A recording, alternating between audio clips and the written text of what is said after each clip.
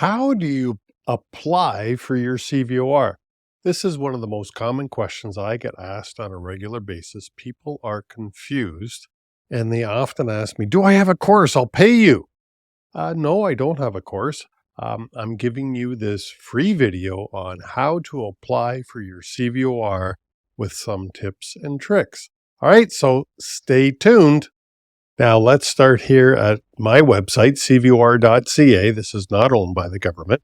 All right.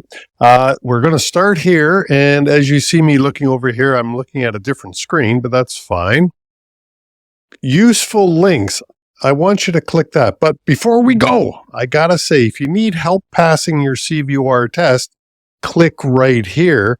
And after you get your company running, you may want to click here because I have a great safety package at a very special price right there. So that's it for the advertising. So click on useful links. That brings us to this page here. What I've done here is I find the MTO site a little bit hard to navigate sometimes. So I've got a bunch of links here that you might find useful today and in the future. But right here, the fourth one down is apply for your CVOR. This takes you directly to the MTO's website where you can now apply for your CVOR. So that's the easiest way to find it. Read everything on the page, please. Go slowly. I've done this many times, so I'm going to skip over some of the things to make this video as short as I possibly can. Click on Get Your New CVOR. Determine what type of a company or application you are going to be doing.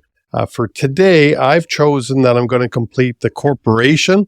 I choose that, and I'm not a lawyer. I'm not an accountant. Please confer with your lawyers and accountants to decide which company structure is best for you. I think most often people will be doing corporations. So I've chosen, I'm going to fill out a corporation application. You scroll down to here, you apply. Now, yes, you must have an account with the Ontario government. It's very easy to create an account right here, a couple of steps, but I have an account, and so I'm just going to click that in. And there we have it. I have now signed in. And I'm going to continue to CVOR application. And if you look here, we have a little more information about tow trucks and a different tow truck application. But we're going to continue over here. We're going to apply for a new CVOR certificate. I am an incorporated company with articles of incorporation. That's what I'm going to choose to complete. I'm going to start my application. I am a corporate officer.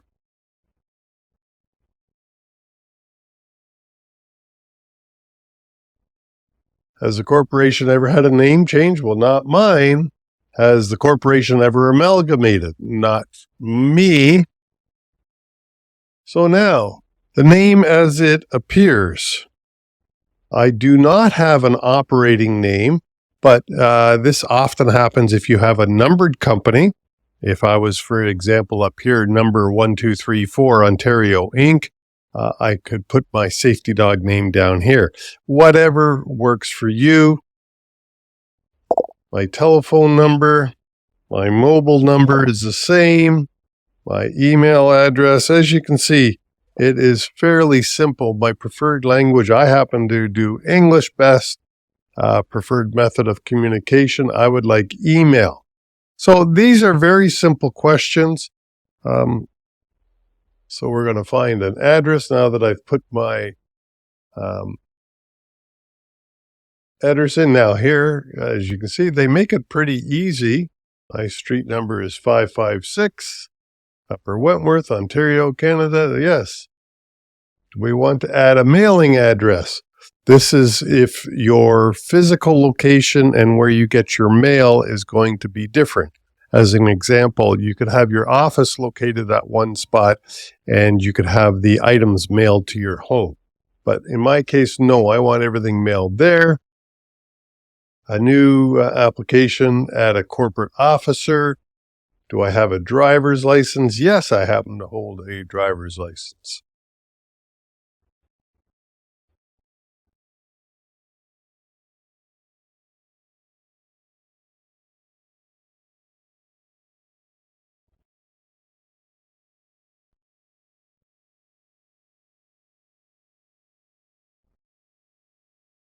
Yes, my name is Christopher.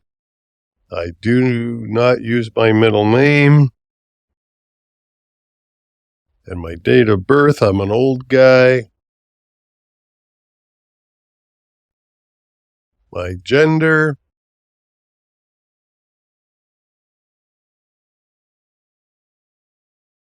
I'm the CEO.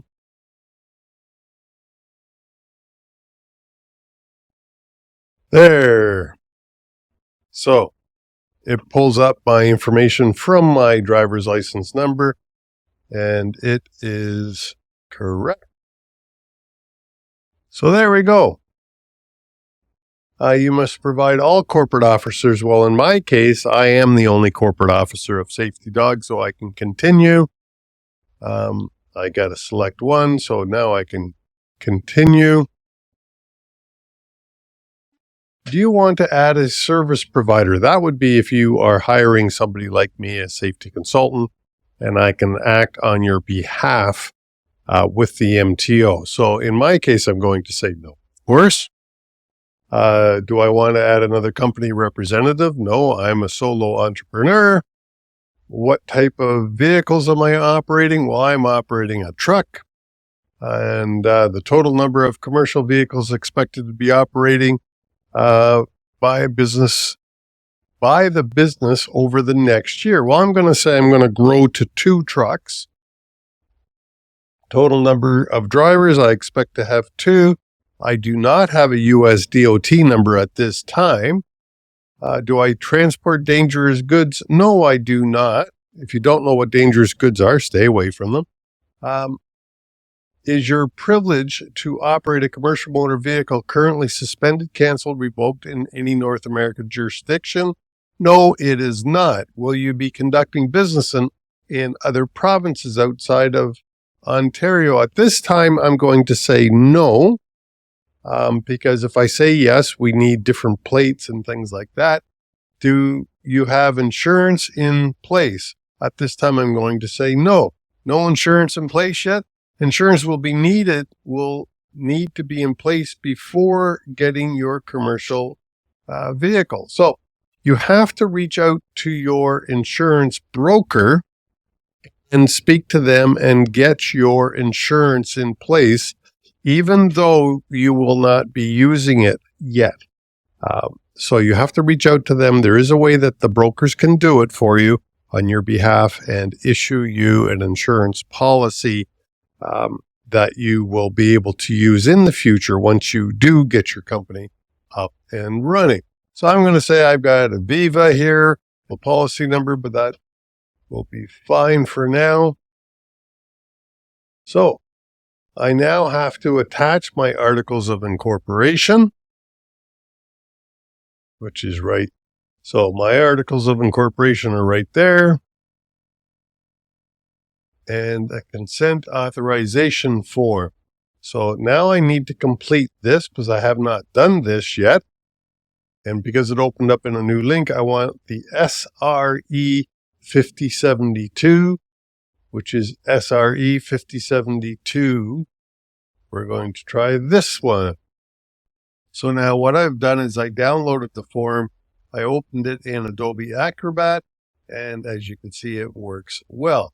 Now, at the top here, it does say, if you are applying for a new CVOR certificate, sections A and C are mandatory, and B is only if applicable.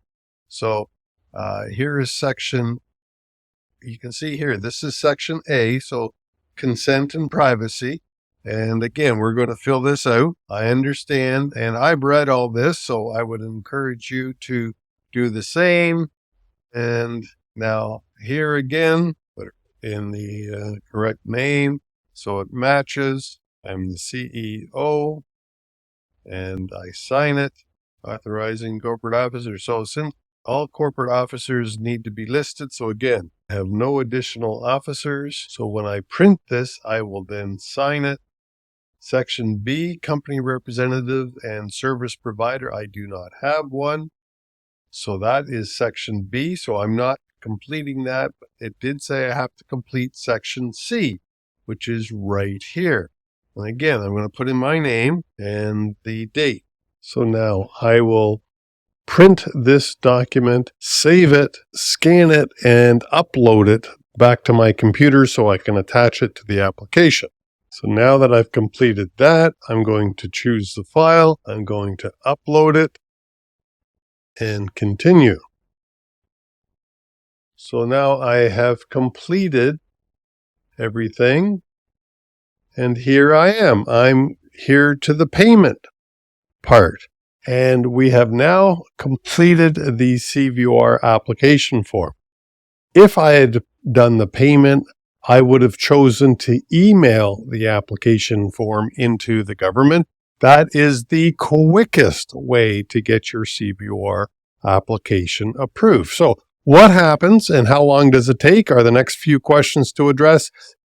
Basically, if you email it in, it gets addressed as quickly as possible through the MTO. This does take several days. This is not a quick process. The MTO does review the application form. And then once it is approved, they will send you a letter saying, go and write your test. And if you need help writing the test, let's go back once again to this page. And if you need help writing the test, come here to CVOR practice test. There's one piece here. And then, of course, this is a course that I sell. And it has more than 100 practice test questions on it with the correct answers. So that is pretty neat. And you can review those questions as frequently as possible. Is it all the questions that the MTO has? No. I'm told that the MTO has about 300 questions that they can choose from. I have just over 100, but I stopped. How did I get the questions? I went and wrote the test 6 times on your behalf. And after writing the test, I wrote down the questions. And so these are the authentic questions. I stopped writing the test after the subject matter started to repeat. So not the exact verbiage or not the exact words of the questions were repeating. They have very many variations, but the subject matter started to repeat. So please read the book, the CVOR Safety Manual, that the MTO has done a great job of putting it together. And if you need additional help, my practice test can do that for you. And that's about it. Hey, good luck with your CVOR. Good luck with your application. If it did help, give it a like. Subscribe to the Safety Dog channel. I'm here to help you. That's it for this week. Chris Harris, Safety Dog, and I'm out of here. Whoop, whoop.